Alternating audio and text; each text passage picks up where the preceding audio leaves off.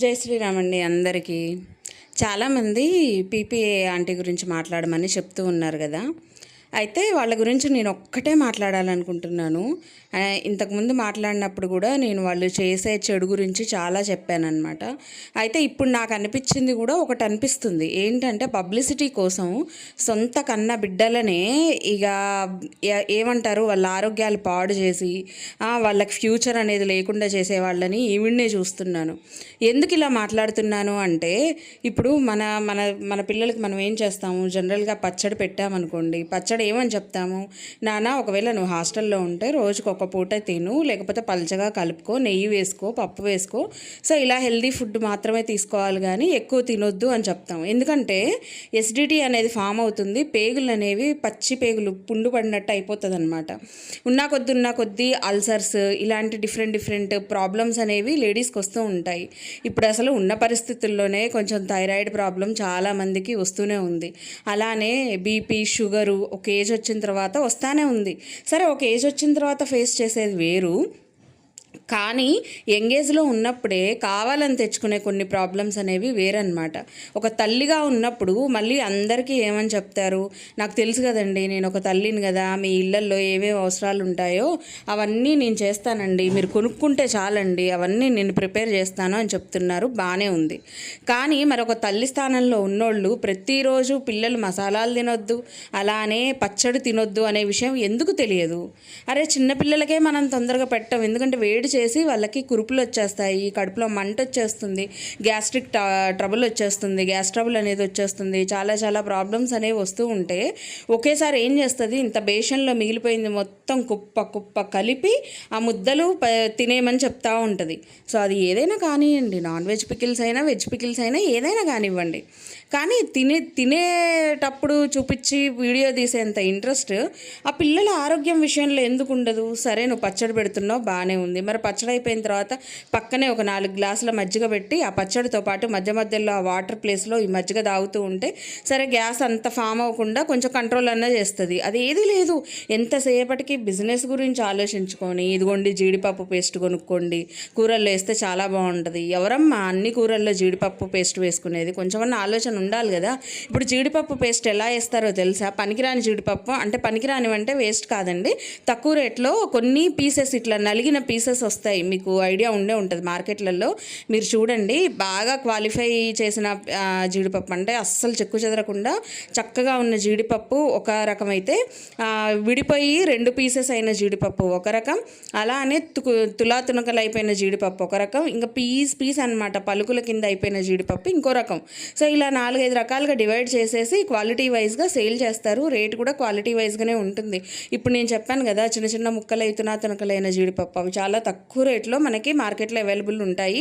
బస్తాలు అవైలబుల్ ఉంటాయి అన్నమాట. సో వీళ్ళు ఏం చేస్తారు, చక్కగా అవి కొనుక్కొని వస్తారు, అవన్నీ పేస్ట్ చేస్తారు, జీడిపప్పు పేస్ట్ అని చెప్పి. జీడిపప్పు బయట మార్కెట్లో ఎంతైతే రేట్ ఉందో అంత రేటు పెట్టి పేస్ట్ చేసి అమ్ముతారు. ఇది ఒక రకమైన డిఫరెంట్ మార్కెటింగ్ తెలివితేటలు అనమాట. ఇలాంటి వాళ్ళకే వస్తాయి. పైగా మళ్ళీ ఏమంటారు, అన్ని కూరల్లో జీడిపప్పు పేస్ట్ వేసుకోండి, బ్రహ్మాండంగా ఉంటుంది. ఎందుకు బ్రహ్మాండంగా ఉంటుందండి? ఇప్పుడు మనం కొన్ని కూరలకి కొన్ని సపరేట్ టేస్ట్లు ఉంటాయండి. ఇప్పుడు సపోజ్ చారు ఉంది, చారుకి మనం ధనియాలైనా మిరియాలైనా వాటి ఘాటు తెలిస్తేనే చారుకి బాగుంటుంది. టమాటా కర్రీ ఉంది, నీకు టమాటా టేస్టే తెలవాలి, అంతేగాని దిక్కుమాలిన మసాలాలన్నీ వేసేసి కారం ఫుల్గా దంచుకొట్టేసి అందులో మళ్ళీ ఈ పేస్ట్లు ఆ పేస్ట్లు వేసి చేస్తే అసలు ఆ టమాటా టేస్టే రాదు. నీకు రోజు కూరలు తిన్నా కూరల టేస్ట్ రాదు. అది ఏదో జీడిపప్పుతోటి కూర చేసుకొని తిన్నట్టే ఉంటుంది. ఎందుకంత అవసరం ఏంటి? ప్రతిరోజు వేసుకునేది మెటీరియలే కాదు అసలు జీడిపప్పు పేస్ట్ అనేది. పైగా చేసి మేము అమ్మేస్తున్నామని బిల్డప్. ఒరిజినల్ పసుపు పొడి మార్కెట్లో దొరకదా అండి మీకు? మీరు విడిగా పసుపు కొమ్ములు మీకు నచ్చినవి మీరు క్వాలిటీవి తీసుకొని అవి కొట్టించేసుకొని చక్కగా అవి మీరు ఇంట్లో పసుపు వాడేసుకోవచ్చు. కారం అనేది ఎంత రేటు వాళ్ళ దగ్గరికి మన దగ్గరికి చాలా డిఫరెన్స్ ఉంది చూడండి. మీరు బయట మార్కెట్లోకి వెళ్తే ఆ ఎర్రగారం ఫుల్ రెడ్ చిల్లీ సింధూరం కలర్లో ఉన్న కారం అంటున్నారు కదా. సో ఆ కాయలు మార్కెట్లో మీకు తక్కువ రేటు కంటే మినిమం మనం మామూలుగా పెట్టుకునే కాయల కంటే కొద్దిగా ఎక్కువ ఉంటుంది, బట్ మనం మేనేజ్ చేసేంత కెపాసిటీనే ఉంటుంది అమౌంట్ కూడా. సో అది కొనుక్కొని చక్కగా మీరే 2-3 కేజీలు పట్టించేసుకొని దగ్గరుండి తెచ్చుకొని ఆరబెట్టుకొని చేసుకుంటే సరిపోతుంది కదా. అక్కడ అసలు హైజీన్గా కూడా లేరు. ఆ మిరపకాయలు అక్కడ వేసేసి ఒక షాట్లోనేమో తొక్కుకుంటా వెళ్ళిపోతున్నారు. ఇక అంత ఘోరంగా కళ్ళ ముందే చూసింది అంత ఇదిగా ఎలా తీసుకుంటారు? పోనీ అదంటే వదిలేసేయండి. అసలు పచ్చళ్ళు అయితే మరీ దారుణం.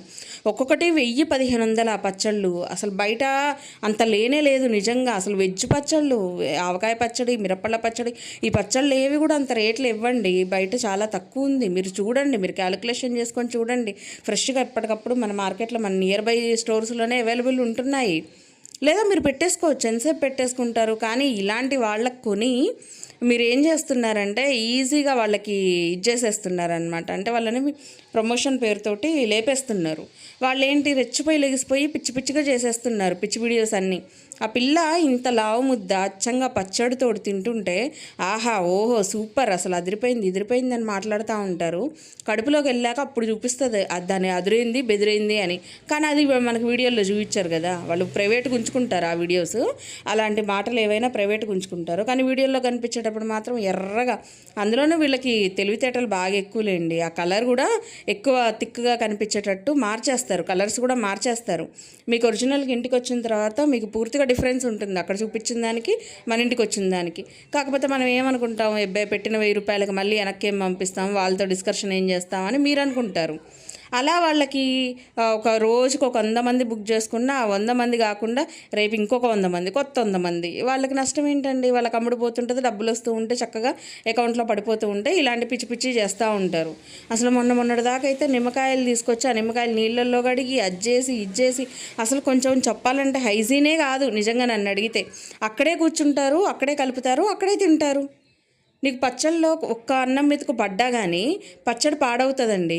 మనం ఎంత జాగ్రత్తగా ఉంటాం, చేతికున్న తడి కూడా దానికి అంటొద్దు. కానీ వీళ్ళు పచ్చడంతా బేషనంతా అక్కడ పెట్టుకొని ఆ గంట ఒకటి ఉంటుంది కదా, వీళ్ళు పిచ్చి పిచ్చి గంటలు వాడతారు కదా, అదే గంటతోటి కొంచెం పచ్చడి తీసి అందులో వేసేసుకుంటారు, అక్కడే కూర్చొని తింటారు. నువ్వు తినేటప్పుడు ఇదేంటి ఆ గాలికి ఎంత డస్ట్ పడుతుంది అందులో. పైగా చిన్న చిన్న మెతుకులు ఏవైనా పడ్డా తర్వాత వీళ్ళు తీసేసినా కానీ ఆ పచ్చడి పాడవుతుంది. మళ్ళీ ఏమంటుందో తెలుసా, కంప్లైంట్లు వచ్చినట్టుంది మీ పచ్చళ్ళు పాడైపోతున్నాయని. అది ఆమె మీద వేసుకోకుండా మళ్ళీ మన మీదే తోసేసేటట్టు మీరు పెట్టుకుంటేనేమో పచ్చడి కంప్లీట్గా ఫ్రిడ్జ్లో పెట్టుకోండి, లేదంటే పూర్తిగా బయట పెట్టుకోండి. మీరు అటు ఇటు తిప్పారంటే పచ్చడి పాడైపోయిద్ది. నేను చూపిస్తానండి. మిరపళ్ళ పచ్చడి ఒక 2 కేజీలు పట్టించుకొని వచ్చి మనం ఫ్రిడ్జ్లో స్టోర్ చేసుకున్న తర్వాత ఎప్పటికప్పుడు ఒక వారానికి 2 వారాలకి సరిపడా పచ్చడి తీసి తాలింపు పెట్టుకొని నేను బయట పెడతాను. కానీ నాకు పాడవదు. సో పచ్చడి అనేది క్వాలిటీ ఉంటే నీకు ఫ్రిడ్జ్ లోపల పెట్టినా ఫ్రిడ్జ్ బయట పెట్టినా పాడవదు. క్వాలిటీ లేకపోతే అది నువ్వు ఎక్కడ పెట్టినా పాడవుతుంది. ఇది మాత్రం నిజం 100%. కానీ ఆవిడ చేసిన తప్పులు ఒప్పుకోకుండా మన మీదే తప్పులు వేస్తూ మీరు ఇలా ఉంచుకుంటే ఇలా ఉంటుంది, ఇలా ఉంచుకుంటే ఇలా ఉంటుంది అని నెట్టేస్తుంది అనమాట. నాకు ఈ విషయం నచ్చదు ఫస్ట్. సో మీరు నాకు తెలిసినంతవరకు వీళ్ళ దగ్గర అయితే వేస్ట్ అండి, మెటీరియల్ కొని అయితే వేస్ట్ 100కి 100%.